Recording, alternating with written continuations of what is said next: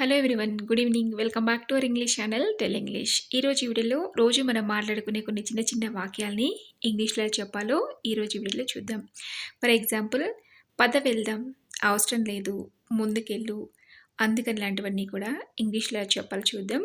Video ఎక్కడ skip చేయకుండా end వరకు చూసి తప్పకుండా ఒక లైక్ చేసి ఛానల్ని సబ్స్క్రైబ్ చేసుకోవడం మాత్రం అస్సలు మర్చిపోద్దు. ఇప్పుడు మన ఫస్ట్ సెంటెన్స్ వచ్చేసి నీ ఇష్టం అని అంటూ ఉంటాం కదా. మనం రోజు ఏదో ఒక సందర్భంలో ఈ స్మాల్ సెంటెన్స్ని యూస్ చేస్తుంటాం. దాని ఇంగ్లీష్లో యాజ్ యూ విష్ లేదా యాజ్ యూ లైక్ అని కూడా అనొచ్చు. అలాగే అయితే ఏంటి ఇప్పుడు అని అంటూ ఉంటాయి కదా.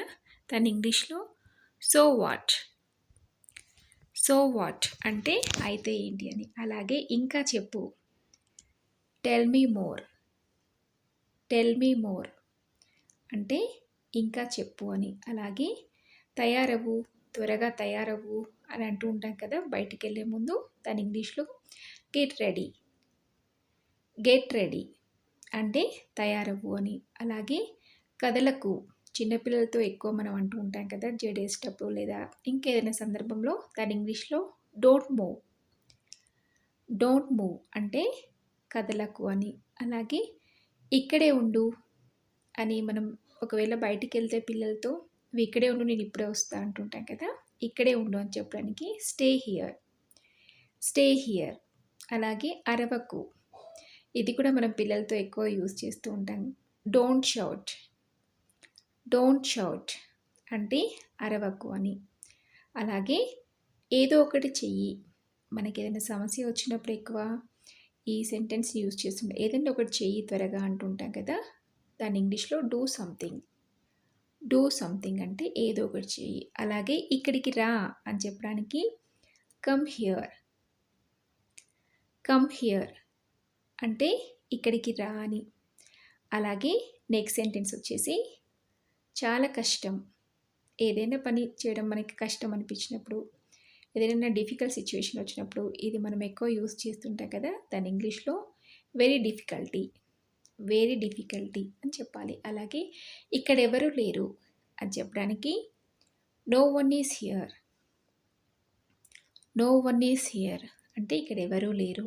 అలాగే ఉప్పగా ఉందా, ఉప్పు ఎక్కువైందా, ఏదైనా కర్రీలో అడుగుతుంటాం కదా. దాని ఇంగ్లీష్లో ఈజ్ ఇట్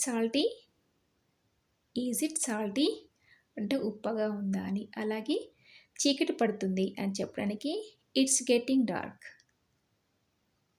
గెట్టింగ్ డార్క్ అంటే చీకటి పడుతుంది అని.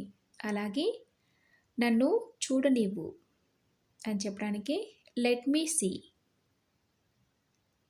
మీ సీ అంటే నన్ను చూడనివ్వు అని. అలాగే బయట వేచి ఉండు అని చెప్తూ ఉంటాం కదా. దాని ఇంగ్లీష్లో వెయిట్ అవుట్ సైడ్ అంటే బయట వేచి ఉండు అని. అలాగే దాన్ని కింద పెట్టకు, ఏదైనా వస్తువుని మనం కింద పెట్టద్దు అని చెప్పాలి అనుకోండి. దాని ఇంగ్లీష్లో డోంట్ పుట్ ఇట్ డౌన్ అని చెప్పాలి. అలాగే జాగ్రత్తగా వెళ్ళు, బయటికి వెళ్ళేటప్పుడు ఇంట్లో వాళ్ళు ఎవరైనా బయటికి వెళ్ళేటప్పుడు చెప్తుంటాం కదా. దాని ఇంగ్లీష్లో గో కేర్ఫుల్లీ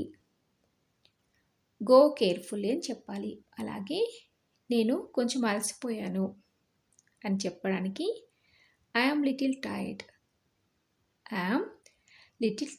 అంటే నేను కొంచెం అలసిపోయాను.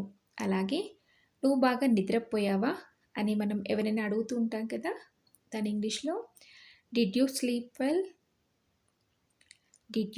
స్లీప్ వెల్ అని అడగాలి. చూసారు కదా, ఈ చిన్న చిన్న సెంటెన్స్ అన్నీ కూడా మనం రోజు ఏదో ఒక సందర్భంలో యూజ్ చేస్తూ ఉంటాం కాబట్టి ఇవన్నీ కూడా మీకు చాలా యూస్ఫుల్గా ఉంటాయనుకుంటున్నాను.